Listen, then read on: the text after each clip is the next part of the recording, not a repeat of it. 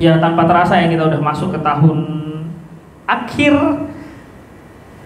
bulan ya, akhir bulan di tahun 2022. 12 bulan sudah terlewati. Kira-kira apa aja yang Tuhan sudah lihat, yang sudah Tuhan kerjakan dalam kehidupan kita. Minggu lalu kita sudah merayakan Natal Jemaat juga ya. 2 tahun kita tidak merayakan Natal secara onsite, dan puji Tuhan di tahun ini kita bisa merayakan perayaan Natal kita secara onsite dan perayaan yang luar biasa. Dan pada pagi hari ini saya mau memberi tema untuk sharing firman Tuhan pada pagi hari ini, yaitu Be a Warrior of God, atau menjadi laskar Tuhan, menjadi laskar Kristus. Nah, kenapa saya bilang laskar? Atau mungkin kita kalau di Alkitab kita sering mendengar istilah prajurit ya.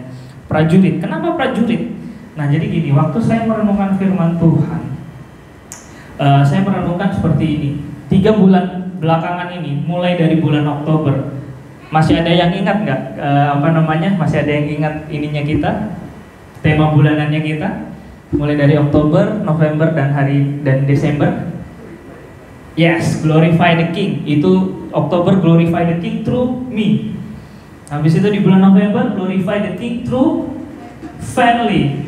Dan di bulan Desember ini kita menyatakan tentang glorify the King through church, melalui gereja. Nah, kalau kita berbicara tentang glorify the King, kita berbicara tentang memuliakan Tuhan, memuliakan Raja. Nah, kalau ada raja pasti ada yang namanya kerajaan ya. Kalau ada kerajaan pasti ada yang diperintah dong. Dia mau merintah dalam apa? Dalam kerajaannya, dan subjek kerajaannya adalah rakyatnya, atau kita sebut sebagai warga kerajaan. Nah, kalau ini raja segala raja, berarti kita sebagai warga kerajaan Allah ya. Kita adalah warga kerajaan Allah. Nah, pada dalam konteksnya warga kerajaan Allah sendiri pun ada juga yang ada mungkin kalau dalam sebuah warga kerajaan, bukan hanya warga kerajaan Allah ya, tapi kita berbicara secara menyeluruh aja. Warga kerajaan itu ada rakyat biasa, ada juga soldier ya, atau yang kita sebut army gitu, atau laskar. Nah, dalam laskar itu sendiri pun kita sebenarnya ada level-levelnya, mulai dari prajurit, komandan, dan panglima, jenderal, dan semakin tinggi. Nah, jadi sekarang gini,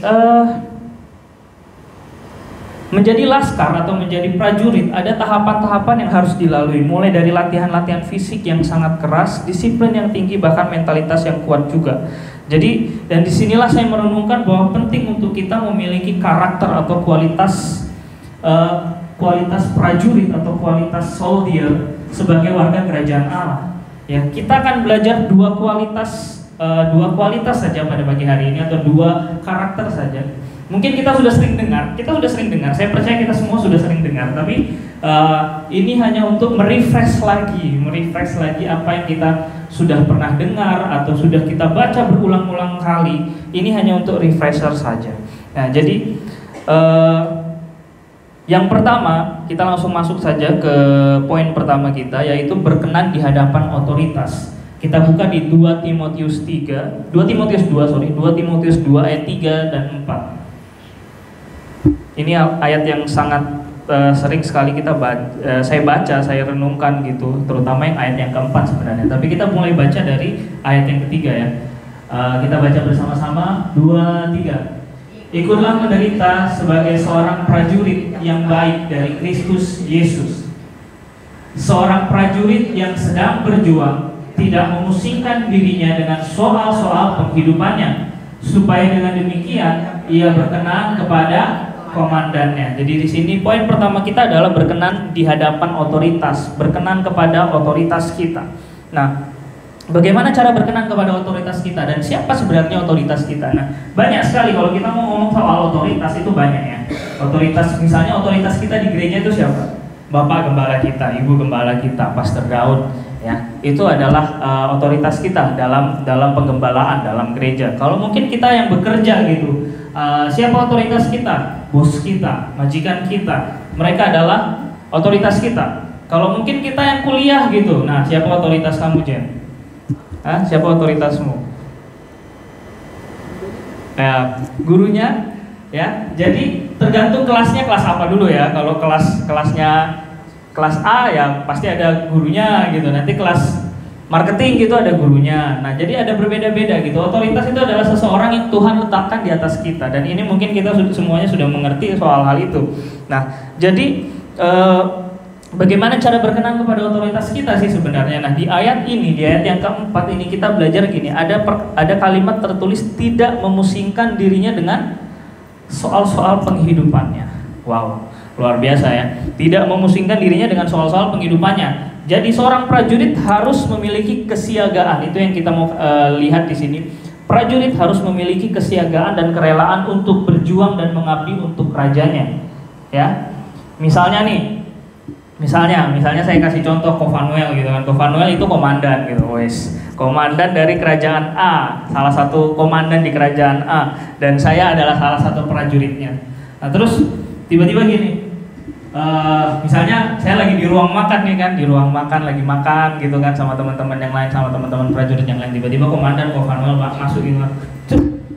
Ada musuh datang, siap semuanya, siap siaga. Gitu kan, wes. Gitu.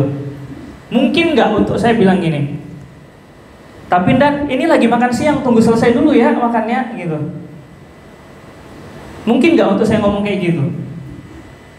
Saya rasa nggak mungkin. Atau mungkin nggak saya untuk saya bilang seperti ini.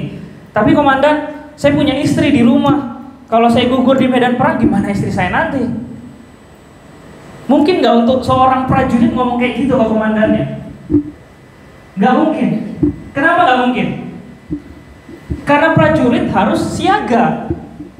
Mereka memang mengabdi untuk raja, untuk kerajaan itu. Nggak ada alasan, tidak ada alasan untuk bilang, aduh gimana ya, ini makanannya belum siap, baru satu suap. Masa komandan suruh saya siap-siap sekarang, gimana nanti saya gitu? Saya kelaparan dong waktu saya berperang. Oh, nggak bisa kayak gitu, prajurit nggak seperti itu. Ya, jadi kita perlu mengerti bahwa ada kesiapsiagaan untuk mengabdi. Lah, lantas gimana penerapannya pada zaman sekarang? Saya yakin Bapak Ibu Saudara sekalian mengerti akan hal ini. Jadi gimana penerapannya pada zaman ini? Yang pertama yang kita perlu melihat adalah poin yang saya mau sampaikan adalah gini. Jangan banyak alasan untuk mengikut Tuhan. Ya, jangan banyak alasan untuk mengikut Tuhan. Misalnya aja mengikut Tuhan ini banyak hal ya. Kalau kita mau ambil dalam konteks gereja atau dalam konteks penggembalaan atau otoritas atau ya pelayanan gitu misalnya nih. Misalnya saya sama Kovanuel gitu kan. Saya menegur Kovanuel kayak gini. Kok kedepannya kalau kita dijadwal melayani, tolong ke gereja lebih awal ya supaya kita tenang dan melayani dengan sukacita. Terus tiba-tiba Kovanuel ngomong, ya lah Nov, lu kan tahu gue ada anak gitu. Katanya susah dibangunin kalau pagi, makanya gue nggak bisa sampai gereja on time gitu kan misalnya. Nah, atau dalam konteks lain Kovanuel tegur saya gitu, Nov, kedepannya kalau kamu WL gitu kan, kalau kamu WL kita harus latihannya hari Sabtu ya, jangan hari Minggu pagi supaya kita lebih siap dan gak keteteran gitu kan. Nah terus saya ngomong gitu kan, aduh Kak, hari Sabtu itu waktunya Novelty, jalan-jalan and quality time sama Aileen gitu. Jadi saya memang gak mau hari Sabtunya saya kepake untuk pergi ke gereja untuk latihan gitu. Nah dalam dua konteks ini kita lihat bahwa yang ditegur memberikan alasan kayak tadi yang pertama saya negur Kovanuel pakai alasan anaknya susah dibangunin kalau pagi gitu. Nah yang kedua waktu Kovanuel negur saya gitu kan, konteksnya adalah saya bilang wah hari Sabtu saya nggak mau diganggu gitu. Senin sampai Jumat saya kerja, hari Sabtu saya mau dong jalan-jalan sama istri, saya mau quality time sama istri, terus hari Minggu kan pelayanan gitu. Jadi cuma hari Sabtu saya punya waktu sama istri. Nah dengan kayak gitu kita memberikan alasan dan biasanya gini, ya alasan-alasan itu semuanya akan tertuju sama untuk menyenangkan diri kita. untuk membuat diri kita menjadi lebih enak gitu. Seenaknya. Intinya kalau dalam bahasa kasar tuh seenaknya kita gitu ya. Seenaknya kita. Biasanya seperti itu. Yang namanya taat, T-A-A-T, ini sering sekali ya. Saya sama istri saya sering sekali menyampaikan ini. T-A-A-T apa itu? Tidak ada alasan, titik. T-A-A-T, tidak ada alasan, titik. Seharusnya kalau kita ngikut Tuhan, kita ada dalam pengembalaan, tidak ada alasan. Kalau kita ditegur, kalau kita diberikan teguran, kita diberikan nasihat, lakukan gitu. Kalau memang ketika kita ditegur, terutama kalau ditegur dari otoritas atau ditegur oleh otoritas, ditegur oleh pemimpin, ditegur oleh gembala yang ada di atas kita, jangan jadikan teguran itu seperti angin lalu. Karena Tuhan menyediakan upah untuk ketaatan kita, amin. Mungkin sering kita punya pikiran, siapa sih dia gitu. Atau mungkin kalau dalam gereja ini, siapa sih Kak Daud nih, siapa sih Pastor Daud nih, negur-negur aku untuk baca firman Tuhan, negur-negur aku untuk datang ibadah on time lah, padahal dia gak ngasih apa-apa ke aku. Mungkin dalam pikiran kita sering ada seperti itu ketika kita ditegur. Saya percaya yang datang pada saat ini tidak ada yang seperti itu, amin. Nah, ingat, Tuhan tidak pernah salah meletakkan otoritas. Ingat akan hal ini, Tuhan tidak pernah salah pilih, Tuhan tidak pernah salah meletakkan pemimpin di atas kamu. Mau pemimpin itu jahat, mau pemimpin itu baik, mau pemimpin itu mungkin suka bercanda, jadi kayak nggak pernah serius gitu bawaannya, atau mungkin pemimpinnya tuh gimana pun karakternya, apapun bentuknya, saya bilang apapun bentuknya, tapi maksudnya apapun karakternya, Tuhan yang letakkan dia di atas kita, ya. Tuhan yang letakkan dia di atas kita, Tuhan yang memberikan otoritas di atas kita, sehingga ketika kita seharusnya apa yang kita lakukan adalah taat kepada otoritas kita. Jadi tidak memusingkan dirinya dengan soal-soal penghidupannya. Nah, seperti yang saya katakan tadi gini, hampir 100% alasan yang kita pakai kalau misalnya kita ditegur atau kita diberikan nasihat, hampir 100% alasan yang kita pakai untuk membela diri ketika kita diperhadapkan dengan teguran adalah hal-hal yang kita tidak suka, adalah soal-soal penghidupan kita. Selalu soal-soal penghidupan itu yang kita pakai untuk alasan kita. Dan fokusnya selalu aku dan aku. Kalau dalam bahasa Inggris lebih mudah mungkin, me, myself, and I. Me, myself, and I. Aku, dan aku. Selalu fokusnya kayak gitu kalau kita melakukan pembelaan. Yang harusnya kita kejar itu adalah kebenaran, bukan pembenaran. Keseringannya orang-orang pada zaman ini, ya, seringannya mereka kejar itu pembenaran orang. Mereka maunya pembenaran untuk mereka, bukan kebenaran. Nah, kalau nggak tahu, mungkin Bapak Ibu Saudara sekalian pernah tahu dulu pernah ngetrend di Indonesia itu gelang tulisannya WWJD. WWJD, What Will Jesus Do? WWJD, What Will Jesus Do? Nah, apa yang artinya kan apa yang akan Yesus lakukan. Nah, coba terapkan itu di dalam hidup kita. Kira-kira kalau Tuhan Yesus diperhadapkan dengan situasi yang sama, dengan masalah yang sama yang kita hadapi, Yesus akan melakukan apa? Sesuai firman Tuhan, mungkin kita membaca, oh, Tuhan Yesus akan seperti ini. Dia akan melakukan A, B, C, dan D. Ya, dia akan melakukan A, B, C, dan D. Nah, saya akan melakukan hal yang sama seperti yang Yesus lakukan. Jadi selalu kita ingat, what will Jesus do? Setiap kali kita mendapatkan masalah, setiap kali kita mendapatkan dalam situasi yang tidak mengenakan dalam kehidupan kita, coba ingat WWJD, what will Jesus do? Apa yang akan Yesus lakukan? Dalam situasi seperti ini, apa yang akan Yesus lakukan? Nah, kalau orang mencari kebenaran, mereka akan mengingat firman Tuhan, mereka akan cari firman Tuhan, dan mereka akan melihat betul-betul apa yang Tuhan Yesus lakukan. Itu kalau orang yang mencari kebenaran. Tapi kalau orang yang mencari pembenaran, orang yang akan mencari pembenaran, biasanya mereka akan mikir kayak gini. Ketika mereka udah cari firman Tuhan kan, oh Tuhan Yesus akan melakukan kayak gini, ya Tuhan Yesus akan melakukan kayak gini. Terus mereka akan ngomong, tapi kan aku bukan Tuhan Yesus. Nah, aku kan manusia biasa. Aku nggak bisa dong melakukan apa yang Tuhan Yesus lakukan. Aku kan bukan Tuhan. Aku manusia biasa. Biasa orang-orang yang mencari pembenaran seperti ini. Tapi saya akan tunjukkan ayatnya, dan saya percaya Bapak Ibu Saudara sekalian tahu ini ayat ini. Yohanes 14 ayat 12 sampai 14. Yohanes 14 ayat 12 sampai 14. Nanti mungkin multimedia boleh tampilkan dan saya akan bacakan ya. Aku berkata kepadamu, sesungguhnya barang siapa percaya kepadaku, ia akan melakukan juga perkara-perkara yang aku lakukan. Bahkan, nah lihat, bahkan pekerjaan-pekerjaan yang lebih besar daripada itu. Sebab aku pergi kepada Bapa, dan apa juga yang kamu minta dalam namaku, aku akan melakukannya, supaya Bapa dipermuliakan di dalam Anak.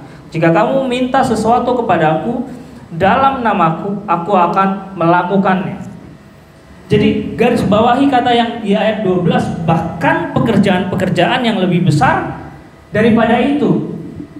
Tuhan Yesus loh yang ngomong sendiri. Ini bukan perkataan Petrus, bukan perkataan Yohanes, bukan perkataan Yohanes Pembaptis, tapi Yesus yang berkata sendiri.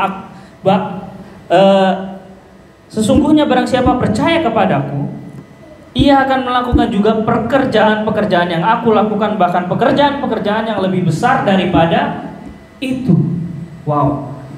Jadi saya mau katakan gini, untuk kita semua yang ada di tempat ini, jangan cari pembenaran orang. Jangan cari pembenaran orang, tapi kejar kebenaran firman Tuhan. Ya, kejar kebenaran firman Tuhan. Belajarlah untuk gini, belajarlah untuk tidak memusingkan diri kita dengan soal-soal penghidupan kita, agar kita berkenan di hadapan Tuhan.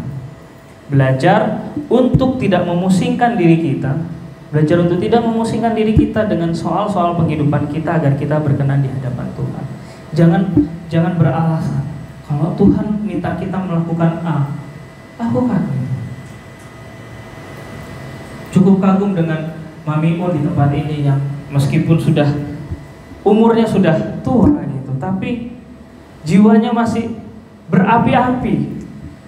Setiap kali datang melayani di rumah sakit, mendoakan orang-orang. Wow. Mungkin kalau saya sendiri kalau masuk rumah sakit itu kadang takut mau. Takut, wah di sana tuh banyak virus gitu. Nah, kalau masuk, aduh, ini situ virus A, virus B, virus C. Nanti kalau saya data ini, apalagi Mami Un penilik jemaat, penilik yang pengunjung gitu, pengunjung untuk orang-orang yang ini, yang sakit gitu, mendoakan. Wah, makin banyak yang dikunjungin gitu. Kita nggak tahu dia sakit apa kalau ada virus yang lain. Wow, gitu. Nah, jadi saya yakin bahwa Tuhan yang suruh Mami Un untuk melakukan itu, dan Mami Un taat gitu. Ketika kita taat sama apa yang Tuhan suruh kita lakukan, dan ketika kita taat bahkan kepada teguran gembala kita, teguran otoritas kita, ada berkat tersendiri untuk ketaatan. Nuh selamat bukan karena kasih karunia. Nuh selamat karena ketaatan. Kalau Tuhan waktu itu suruh dia buat kapal dan dia nggak buat, atau dia bilang, Tuhan kok buat kapal di atas gunung ya, gitu. Harusnya di tepi pantai dong, gitu. Kalau dia waktu itu ngeyel, ya, saya pakai bahasa ngeyel. Kalau waktu itu Nuh ngeyel atau berdebat sama Tuhan, mungkin dia nggak selamat. Gitu. Tapi dia selamat karena ketaatannya. Jadi apapun, sekali lagi saya mau katakan bahwa gini, belajar untuk tidak memusingkan soal-soal penghidupan kita. Coba dibuka di 2 Timotius 2 ayat 4 tadi, Jen.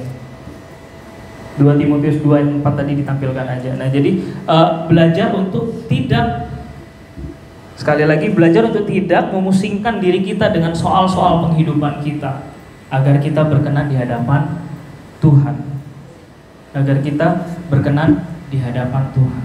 Mengertilah bahwa teguran-teguran dan mungkin sering sekali alasan-alasan yang kita pakai itu adalah untuk apa? Soal-soal kehidupan kita ini yang menjadi alasan kita untuk enggak Tuhan, enggak lah Kak Daud, aku nggak bisa gitu. Tapi saya mau katakan jangan. Kalau kita ditegur siapapun dia, selama dia otoritas kita, gembala kita terutama, kalau kita ditegur, lakukan teguran itu. Jangan cari alasan, jangan cari pembenaran diri gitu. Oke, jadi poin pertama kita sudah lewat, berkenan di hadapan otoritas. Poin kedua kita akan masuk, yaitu poin kedua yang saya akan sampaikan adalah memberikan yang terbaik dalam segala yang diperbuat. Dan ayatnya sudah tidak asing, Kolose 3 ayat 23. Kolose 3 ayat 23 kita baca bersama. 2-3. Apapun juga yang kamu perbuat, perbuatlah dengan segenap hatimu seperti untuk Tuhan dan bukan untuk manusia. Haleluya. Ya. Jadi sedikit cerita atau sedikit mungkin kesaksian. Beberapa tahun yang lalu saya pernah ada dalam satu tim yang dimana supervisor saya itu tidak mau tahu tentang keadaan saya dengan teman-teman setim saya yang lain gitu ya. Dia hanya peduli tentang mencapai target.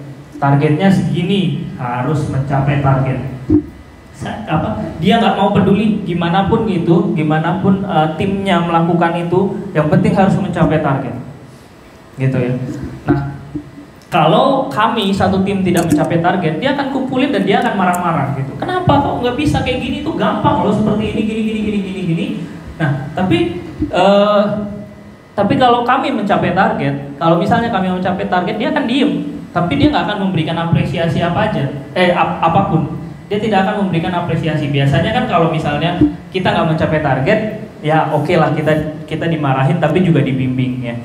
Nah, dan juga kalau misalnya kita mencapai target, kita akan memberikan apresiasi kepada teman-teman kita, kepada tim kita, supaya mereka melihat bahwa ketika saya melakukan sesuatu yang baik, ada sesuatu juga yang saya dapatkan. Gitu. Ya itu apresiasi.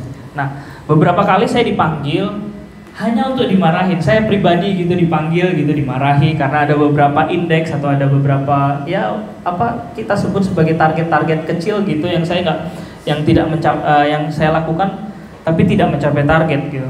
Nah, waktu itu saya lakukan adalah gini, Pak, tuh saya dimarah-marahin gitu kan, banyak kata-kata negatif masuk gitu. Saya cuman yang saya perlu ubah tuh ininya. Saya ambil poin-poin yang memang saya perlu berubah di situ gitu.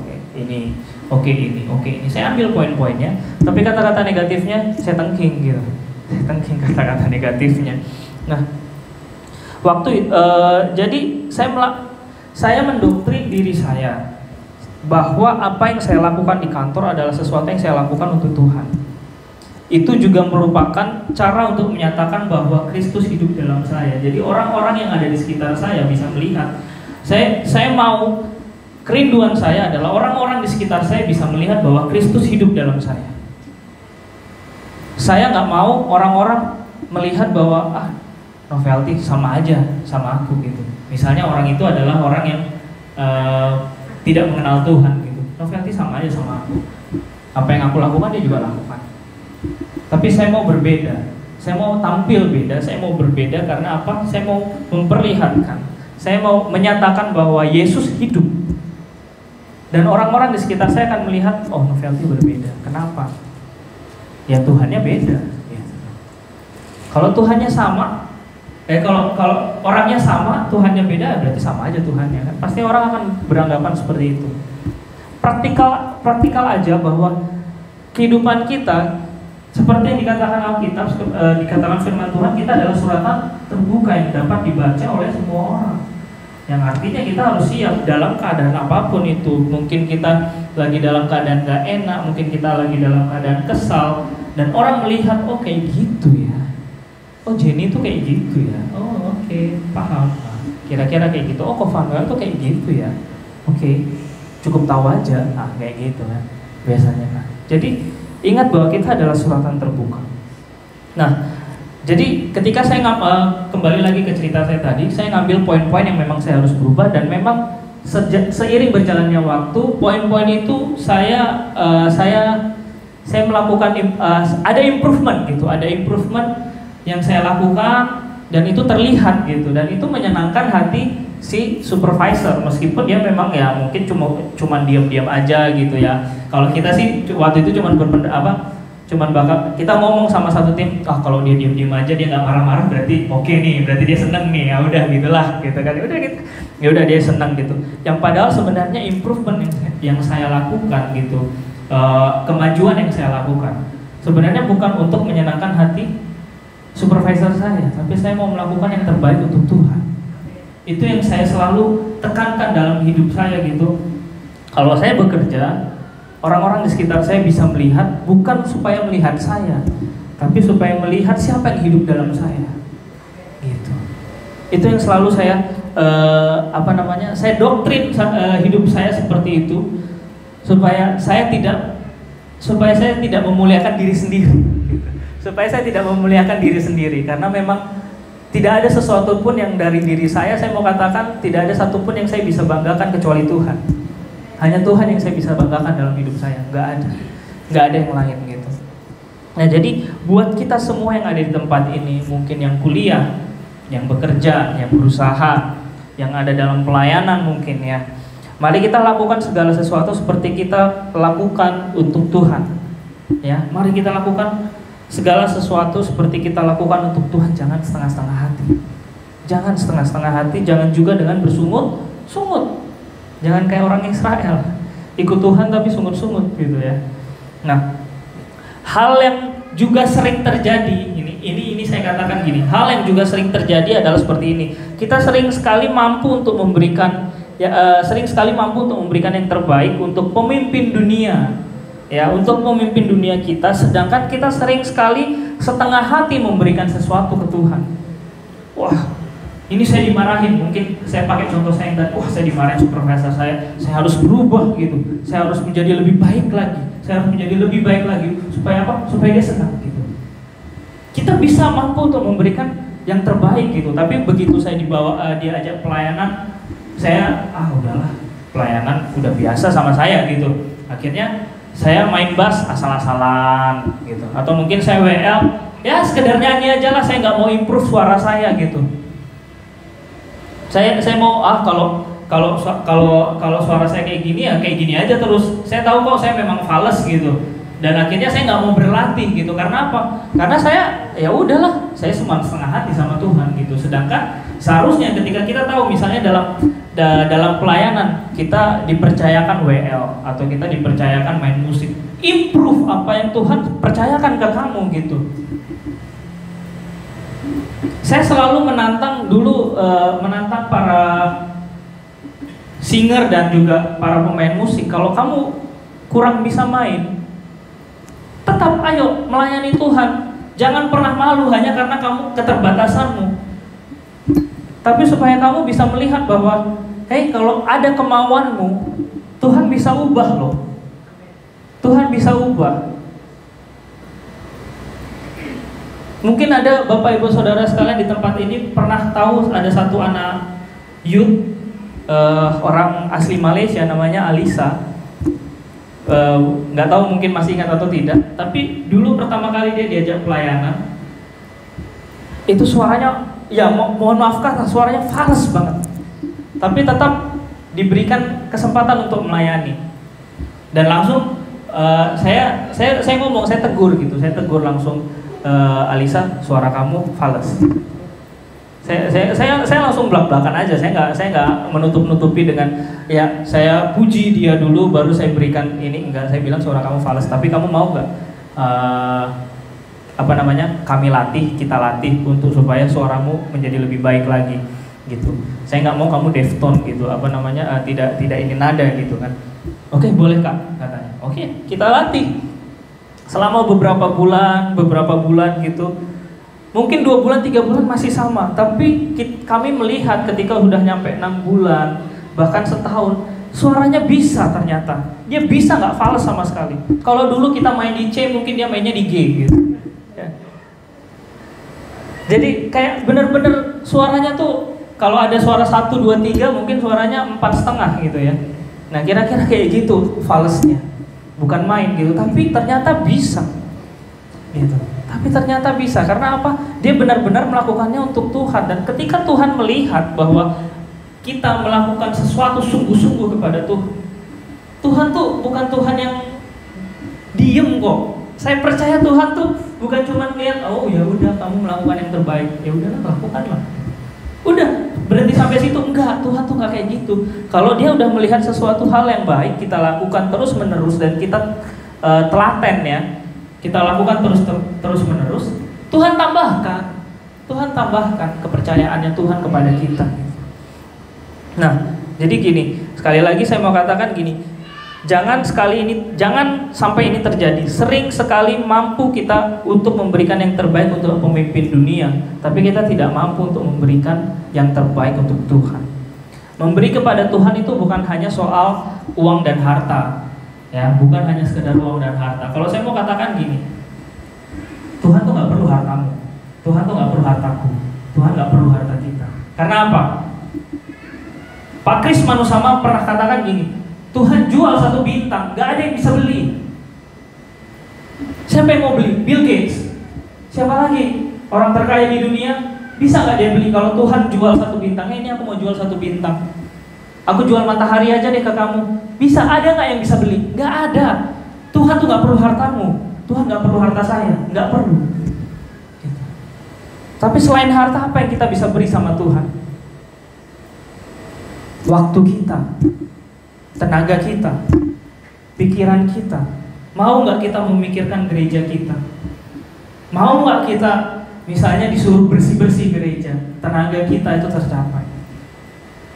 Mau nggak kita memberikan waktu kita untuk gerejanya Tuhan, untuk rumahnya Tuhan? Kalau kita anak-anaknya Tuhan, berarti ini rumah Bapa kita. Kalau rumah Bapa kita, ini rumah kita juga dong. Ya. Kalau ini rumah kita lihat ini berantakan, mau nggak kita untuk kita beresin? Kalau kita lihat ini kotor, mau nggak kita untuk vacuum cleaner? Kalau kita lihat ini kotor misalnya di luar, mau nggak kita bersih-bersih sampai kita ngepel? Hei, ini rumah Bapamu, ini rumah Bapakku juga, ini rumah Bapak kita. Ya kan? Nah, jadi saya mau katakan gini, memberi kepada Tuhan bukan hanya soal uang atau harta ya, tapi juga soal waktu, tenaga, dan pikiran. Mungkin saya kasih contoh kayak gini. Untuk yang masih kuliah, Jenny ya, cuma Jenny di sini. Soalnya Joen gak datang. Jadi pertanyaan cuma untuk Jenny nih. Nah, kamu dikasih schedule kelas jam berapa aja, Jen? Pagi. Jam 8 gitu misalnya. Oke, jam 8.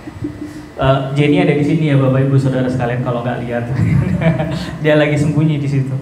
Nah, oke, misalnya kelas jam 8 ya, kita contoh jam 8. Jam berapa kamu jalan dari rumah? 7.30. Supaya apa kamu jalan jam 7.30? Supaya nggak telat. Oke. Supaya nggak telat. Untuk yang kerja misalnya siapa nih? Ko Vanuel deh. Ko Vanuel, apa shift kerja jam berapa? Jam 9. Ko Vanuel berangkat dari rumah jam berapa?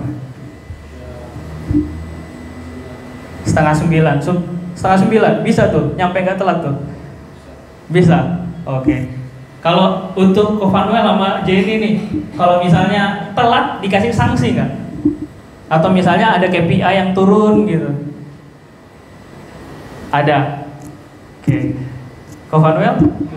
Enggak, oh ya puji Tuhan kok kayak gitu, bosnya baik. Oke, tapi ada juga kalau dalam tim saya sendiri ya, saya ngomong kayak gini.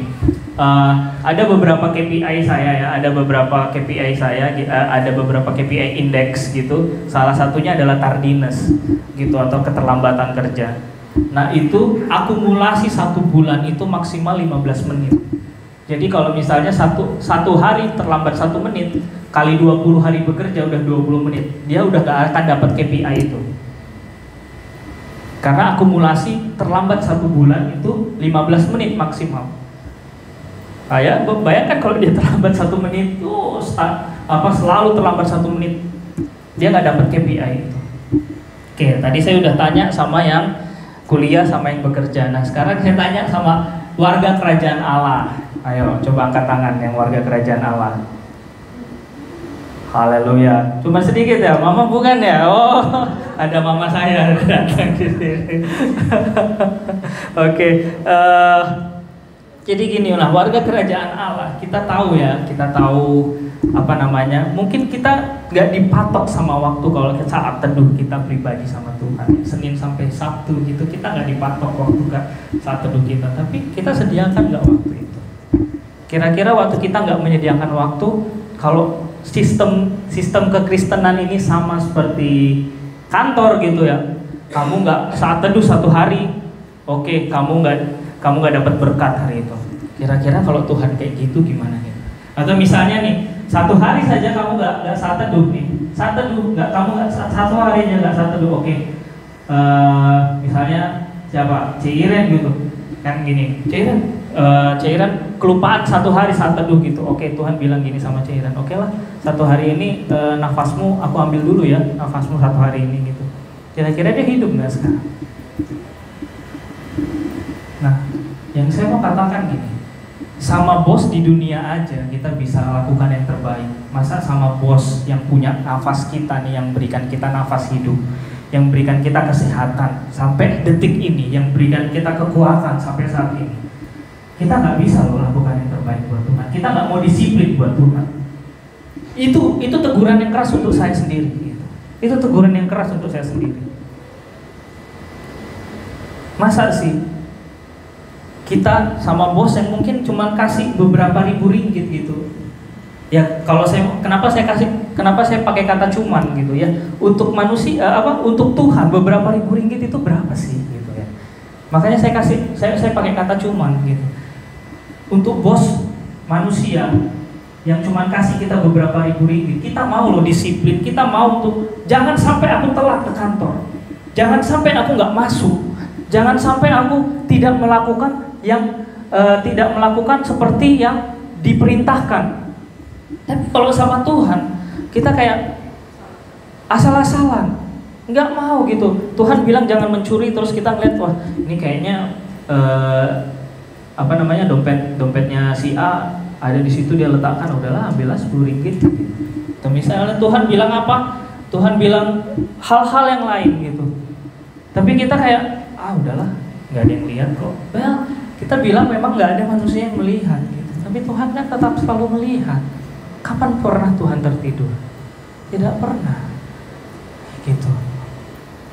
Mungkin firman ini untuk beberapa orang keras, ada juga untuk udah biasa, ini refresher gitu ya. Ini refresher untuk saya gitu. Tapi saya mau katakan, mau ini lunak, mau ini lembek atau mau ini keras, firman Tuhan tetap harus disampaikan. Ya, jangan sampai kita terbuai, kita tergiur sama mendengar sesuatu yang hanya yang baik-baik aja gitu yang kita mau dengarkan. Ya. Memang Tuhan itu kasih, memang Allah itu kasih. Kalau Tuhan berhenti mengasihi kita, berarti Tuhan berhenti jadi Tuhan. Karena Allah itu kasih. Kalau dia berhenti mengasihi, ya dia berhenti jadi Tuhan. Tapi kita juga harus tahu dia punya pribadi-pribadi yang lain. Allah kita adalah Allah yang suka keteraturan. Dia adalah raja. Kalau dia raja, dia berdaulat dong. Apapun yang dia perintahkan harusnya kita laksanakan. Kalau kita tidak melakukan perintahnya, seharusnya kita mati. Itu namanya raja. Tapi karena Allah itu kasih, dia yang gantikan kita.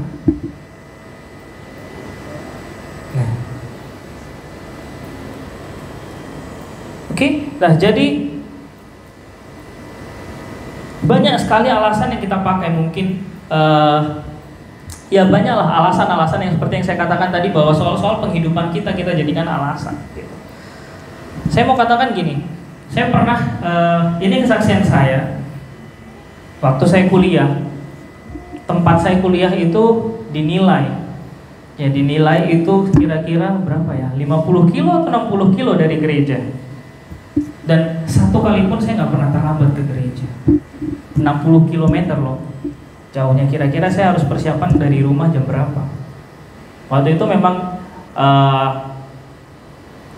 waktu saya kuliah itu pernah di gerejanya sore ya, waktu itu ya jam 2 ya, pukul 2 itu pernah. Dan juga waktu ada almarhum Yohanes Herianto, Pak Yohanes Herianto, itu juga jadi jam 10 pagi. Waktu gerejanya jam 10 pagi, saya harus nginap dulu di gereja dari hari Sabtu supaya saya nggak telat datang ke gereja. Waktu saya kuliah, waktu saya kerja, saya pernah kerja di pabriknya Ibu Rita. Apa mungkin waktu itu yang datang ke Mongol kan, Sadim sama Mami Lydia gitu kan datang. Nah di yang waktu Natalnya Mongol itu, nah saya kerja di situ. Saya kerja di situ dan itu jauhnya ke sini tuh bukan main. Ini saya ceritakan saja supaya bukan untuk saya menjadi sombong ya. Saya bukan ceritakan ini supaya saya mau memegahkan diri saya, enggak. Tolong jangan salah paham. Tapi ini sebagai suatu hal yang saya mau katakan, ini yang saya lakukan untuk Tuhan gitu. Sebagai kesaksian saya. Kalau saya mau datang ke gereja hari Sabtu pagi jam 9, sekitar jam 9-an gitu, itu saya harus order taksi. Dulu order taksi nggak mudah, saya harus pakai SMS. Boleh tolong jemput di Kilang Red Base gitu kan. Oke, kalau sudah dijawab oke, nah kita tunggulah taksi driver tuh datang di kilang itu. Dari situ naik taksi ke Santex itu. Di Santex tuh ada bus station. Nah, habis itu naik bus nomor berapa waktu itu? 046 atau 604 gitu. Itu naik bus ke MRT terdekat. Oke? Naik bus ke MRT terdekat. Jadi naik taksi dulu, habis itu naik bus. Habis naik bus, naik LRT. Naik LRT. Waktu itu belum ada MRT ya. Naik LRT ke KL. Habis ke KL, naik LRT, turun di KL, jalan kaki itu ke KTM Bank Negara. Saya tunggu KTM lagi, dan habis itu naik KTM ke Setiajaya. Setiajaya atau Sri Setia yang di Mentari itu? Setiajaya ya. Nah, naik KTM ke Setiajaya sebelum Subang ya, sebelum KTM Subang itu kan ada Setiajaya. Dari situ saya jalan kaki ke gereja. Waktu itu gereja memang belum di sini. Ya, gereja masih di sana dekat Mi Babi itu, kalau memang Bapak Ibu Saudara tahu ya. Nah, dekat situ. Nah, saya jalan kaki ke situ. Perjalanan saya dari jam 9 sampai setengah 1. 3,5 jam saya jalan. Kalau paling cepat saya bisa sampai itu 2,5 jam, setengah 12 itu paling cepat saya bisa sampai. Tapi paling lama ya kira-kira 3,5 jam. Dan itu hari Sabtu. Supaya apa? Saya tahu kalau saya berangkatnya hari Minggu nggak mungkin sampai. Saya nggak mungkin sampai jam 10. Jadi saya mau katakan gini, ketika kita melakukan sesuatu untuk Tuhan, kita memperjuangkan sesuatu untuk Tuhan, Tuhan tuh nggak buta, Tuhan melihat, dan Tuhan nggak pernah sekalipun berhutang. Apapun yang kita perjuangkan untuk Dia,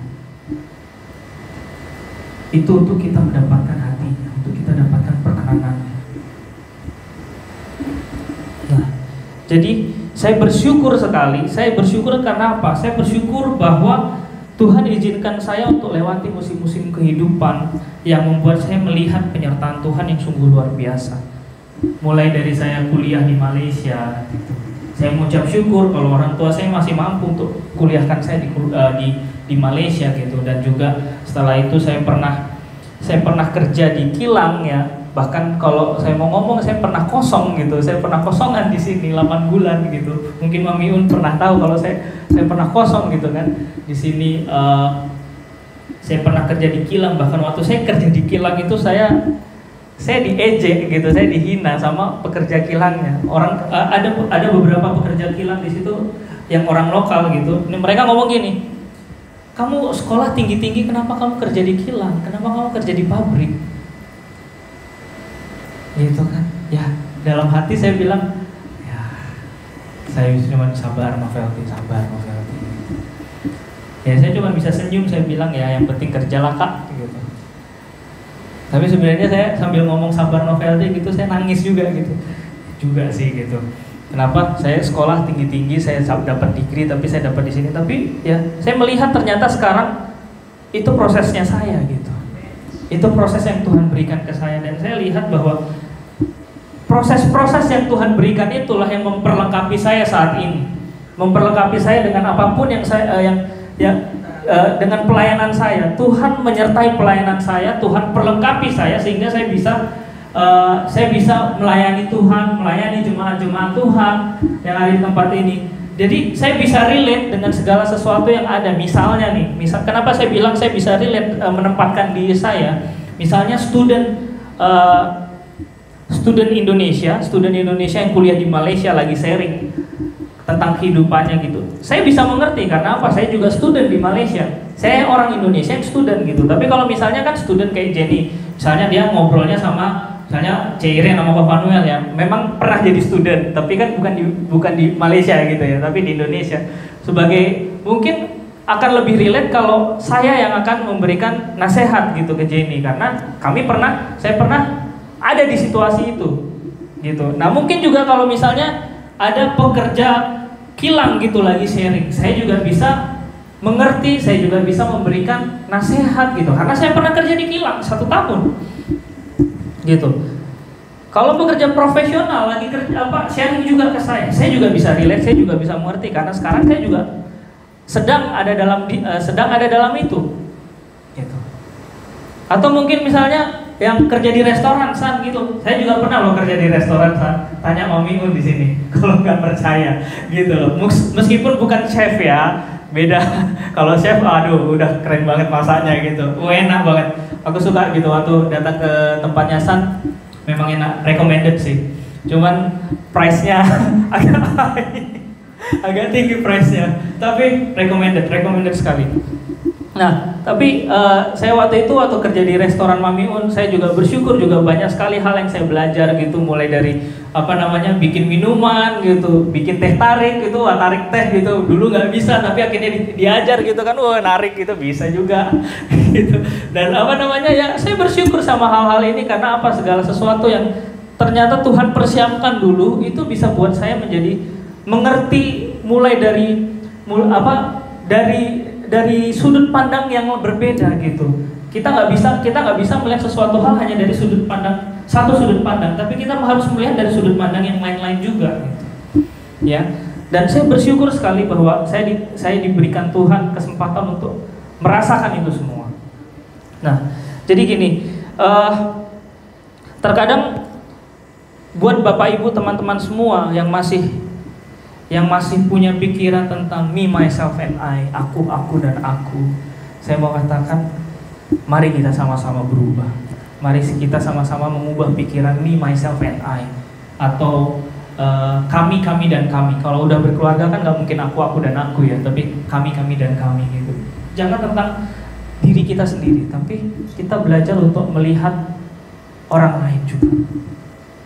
Untuk terutama kita mengutamakan Tuhan lebih daripada diri kita, lebih daripada saya, tapi utamakan Tuhan daripada itu semua.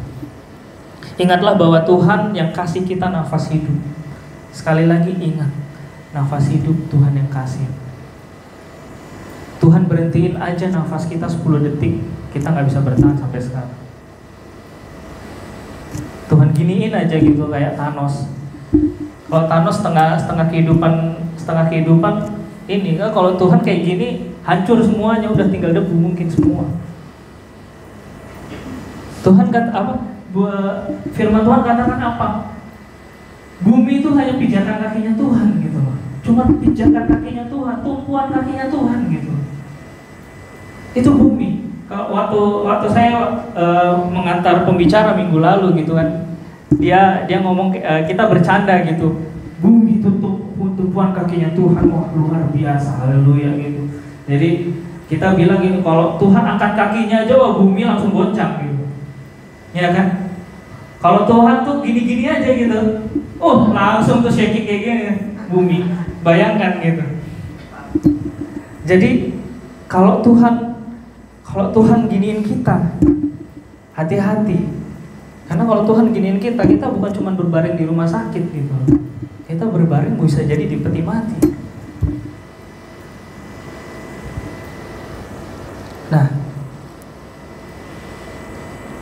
Amsal 10 ayat 22 berkata gini, berkat Tuhanlah yang menjadikan kaya, susah payah tidak akan menambahinya. Dan juga di Mazmur 127 ayat 2 itu saya pakai di New English Translation ya, dikatakan gini, it is vain for you to rise early, come home late, and work so hard for your food.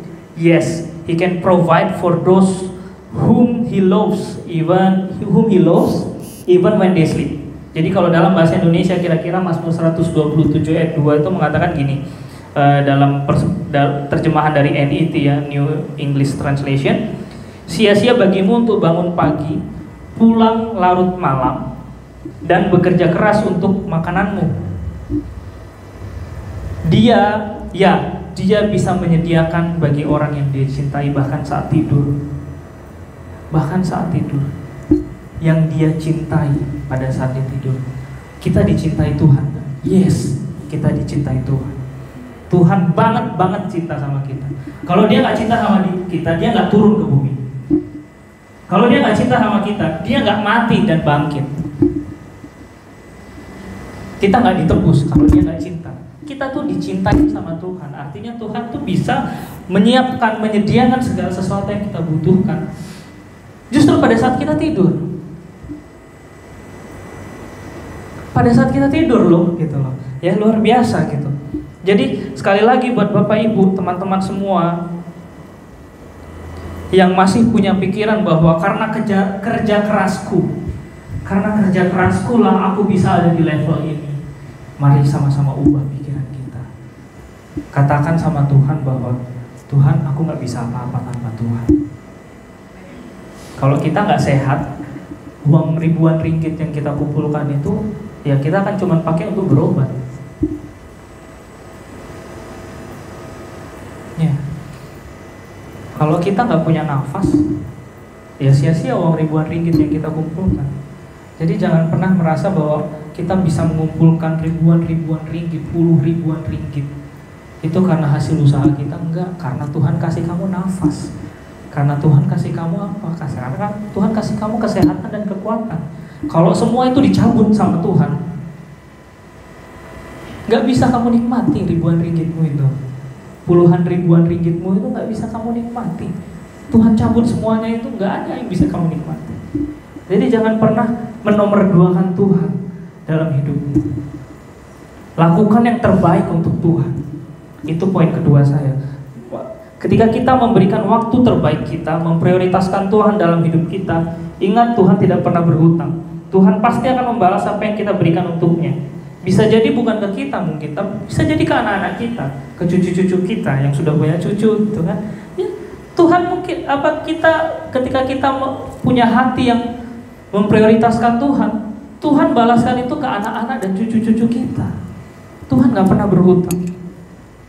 Jadi itu poin kedua saya, melakukan yang terbaik untuk Tuhan. Dan kesimpulannya, saya tutup dengan seperti ini ya. Untuk poin pertama tadi, berkenan di hadapan Tuhan. Dan saya mau katakan gini, berapa banyak tokoh-tokoh ternama dalam Alkitab? Kita bisa sebutkan banyak tokoh-tokoh ternama. Tapi saya tanya nih yang kedua, berapa banyak dari semua tokoh Alkitab yang disebutkan namanya dalam Alkitab yang punya gelar berkenan di hati Tuhan? Berapa banyak? Cuma ada 3. Dari beribu nama yang ada di Alkitab, cuma ada 3.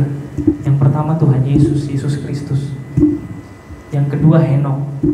Yang ketiga Daud. Hanya 3 nama ini. Nabi-nabi besar yang kita mau sebutkan banyak nama nabi besar. Tapi mereka dalam Alkitab tidak tertulis mereka berkenan di hatinya Tuhan. Hanya 3 nama ini yang berkenan di hatinya Tuhan. Firman Tuhan yang mengatakan. Dari ribuan nama. Jadi artinya gini, saya mau katakan tidak mudah untuk berkenan di hadapan Tuhan. Memang tidak mudah. Karena berbeda antara favor dan grace. Favor dan grace itu 2 hal yang berbeda. Kalau kita ngomong tentang grace, kasih karunia, semua orang yang ada di tempat ini, bahkan yang ada di luar sana, mereka mendapatkan mereka mendapatkannya. Karena kasih karunia merupakan pemberian yang cuma-cuma, yang diberikan secara cuma-cuma, gratis. Itu grace, kasih karunia. Tapi favor itu perkenanan. Perkenanan merupakan pemberian yang diberikan kepada mereka yang menyenangkan, menyukakan, meluluhkan hatinya raja. Ingat, yang menyenangkan, yang menyukakan hatinya raja. Raja segala raja. Kalau kita tidak menyenangkan hatinya raja, favor itu tidak akan turun. Jadi beda antara favor dengan grace. Grace memang sekali lagi tidak ada hasil usaha manusia untuk mendapatkan grace. Itu adalah inisiatifnya Tuhan. Kasih karunia itu inisiatifnya Tuhan. Favor pun Tuhan yang berikan. Tapi untuk kita yang menyenangkan hatinya Tuhan. Kalau kita tidak menyenangkan hatinya Tuhan, kita nggak akan dapat favornya Tuhan. Sama kayak misalnya kita punya orang tua gitu kan. Kalau kita tidak menyenangkan hatinya orang tua, kita nggak akan dapat perkenanannya orang tua kita. Kalau kita dapatkan perkenanan orang tuanya kita, artinya orang tua melihat bahwa oh, dia menyenangkan hatiku, dia menyukakan hatiku, aku berkenan kepadanya. Bapa pun seperti itu kepada kita. Kita menyenangkan hatinya Tuhan nggak? Kita menyukakan hatinya Tuhan nggak? Mari kita sukakan hatinya Tuhan. Mari kita mengejar perkenanan Tuhan. Dan yang terakhir saya mau katakan gini, mari kita belajar untuk memberikan yang terbaik untuk Tuhan dalam segala sesuatu yang Tuhan percayakan dalam hidup kita. Baik itu waktu, tenaga, pikiran, harta. Bukan karena Tuhan kekurangan itu semua, bukan karena Tuhan kekurangan itu semua, tapi karena kita bersyukur atas apa yang Tuhan Yesus lebih dulu berikan untuk kita. Kita mengucap syukur, kita berikan yang terbaik untuk Tuhan. Jangan dibalik kita berikan supaya Tuhan memberikan sesuatu. Enggak. Tuhan sudah lebih dulu berikan semuanya, baru kita mengucap syukur. Kita bukan punya Tuhan yang seperti dewa-dewa kita kasih persembahan sesajen baru dia memberikan kita berkatnya dia. Enggak. Kita enggak seperti itu. Tuhan kita berbeda. Dia yang kasih duluan semuanya. Kalau kita mau memberi, itu karena kita bersyukur. Ingat, pemberian bukan hanya sekedar harta ya. Harta ya kita bisa memberikan, tapi ada juga waktu, tenaga, dan juga pikiran. Haleluya. Tuhan Yesus memberkati.